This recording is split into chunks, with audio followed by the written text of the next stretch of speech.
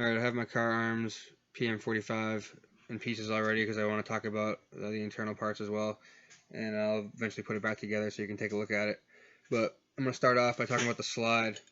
The slide is pretty impressive. It's a 416 stainless steel, just like the barrel is made out of 416 stainless steel. It starts off as a big piece of bar stock, and they machine away about 75% of the metal on both of these items, and they end up with these products. It's heat treated, which means it's pretty resistant. It's like it has abrasion resistance, so it goes in and out of the Kydex holster a bunch of times. It falls and smacks off the ground or something. It's less likely to have damage to the metal. It's pretty tough, and toughness means that its ability to absorb energy without deforming. So it's pretty tough, and they do that by heat treating it. Next thing I want to talk about is the barrel, the offset feed ramp. You can see how it kind of looks like it's off a little bit.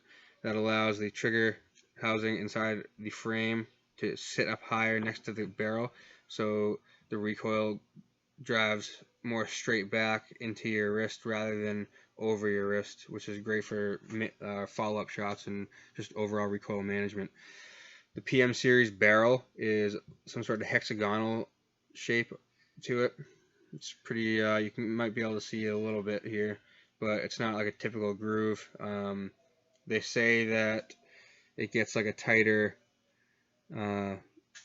seal around the projectile, and therefore it has more of an effect, a rifling effect, spinning the round, and it also gives it a better velocity. I've seen studies that debunk that, and I've seen studies that back it up, but either way, it's a match grade barrel with a high quality steel, so it's pretty accurate. I have experience shooting this gun at about 50 yards or so at clay pigeons, and the thing's unbelievably accurate for a 3.2 or some odd inch barrel at a 45 caliber in such a small frame like this. Next thing I want to talk about are the sights. So the sights that come with this are not the same as these. I asked for these and this is what comes with them if you ask for night sights. So the night sights that they give you are Tru Dot night sights. They're they're decent. I think if I got this gun without them and bought my own, I might go with Trijicon or something. But haven't had a problem with these. They're accurate. It's easy to acquire your target, and they're bright in low light and no light situations. They're not too bright, that's for sure, and they're not too dull. The front one could be a little brighter, but it's not really, it doesn't affect me too much. Let's see. The frame has these stainless steel inserts in them. So when this thing is all put together, it appears that the steel slide's riding on polymer plastic, but it's not. It's riding on these stainless steel inserts that they have, and of course that lengthens the life and just the overall durability of this gun with a big caliber like that exploding and smashing against the slide constantly. I think the plastic would wear out quite a bit faster than these metal steel inserts will. The double action only trigger is just like a hammer on a revolver. It's about 6 pounds, which is good because there's no external safety, so this pretty much is the safety. It's a consistent trigger. It's smooth. It's not as long, I believe, as on a revolver, for example, but it does the same thing. When you rack around into the chamber, when you pull this trigger, it pulls the striker back as you pull the trigger, and then it breaks and releases the striker and it hits the primer. So it's very similar to a revolver in that sense. It's very consistent. I'm impressed with it, and a lot of people that review this gun will say that is a strong point, is their trigger. The slide lock and the takedown are the same thing. On the PM series, it's machined, so it's a high quality, solid piece of steel. it's a hard and heat treated metal as well. So I wanted to make a point of that. The mag release is probably the one con about this. It's not terrible. It's just that it's more of like this how the slide release on a Glock is. It's kind of just like, it seems like it's probably like punched into its shape, or maybe like molten injected metal or something with like some sort of bluing or like oxidized finish on it, that comes off pretty easily. But you know, that's my only thing that I would have to say is negative about this. But it's really not even that bad. It's in a great position. It's traditional. It's a traditional spot, and it's pretty easy to access. I haven't ever really had a problem hitting it when I'm gripping the gun. It's pretty much it's out of the way for the most part. You know, I've never had a problem hitting that while I'm shooting it and then having a malfunction or things like that. The magazines are a 400 series stainless steel. It's pretty thin walled, so that's good. It's a nice high quality material. I've never had a problem with rust on these as well either.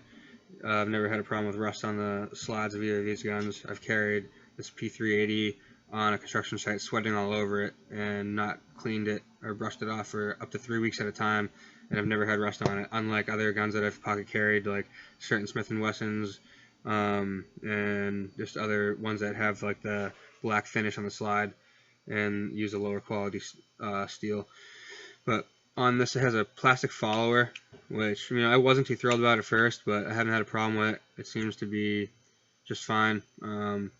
They make up for it by putting this steel insert in it, which is what contacts the slide lock. So it's steel and steel contact, which is, I'm happy about that. Something else I'd like to talk about with this gun is the break-in period. As I'm putting it back together, I'll talk about the break-in period. There's a 200 round break-in period that Kahr Arms claims.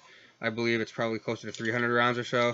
If you're serious about carrying a quality, small, powerful concealed gun, this is definitely in the running to be the top choice. It's my top choice. I've carried several guns now, and this really takes first place as far as concealability goes. It's very accurate. It's high quality. The break-in period of 200, 300 rounds is absolutely necessary.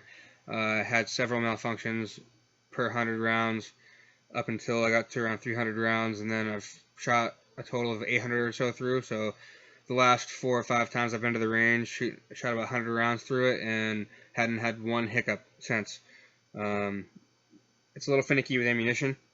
I've learned this. It's not the gun, it's the ammunition, because I've shot like Fiocchi, like a very cheap Fiocchi ammo, or like maybe like crappy non lubricated shell like cartridge, and it really makes a difference if you shoot a round that has a projectile that's very very round is important, and it has to be a quality, consistent ammunition, like Manchester or Winchester white box ammunition, or something that's just got a round nose that has somewhat of a quality cartridge. It just can't be. You can't run junk through this gun. It's too. The tolerances are too tight. So finish putting this back together here.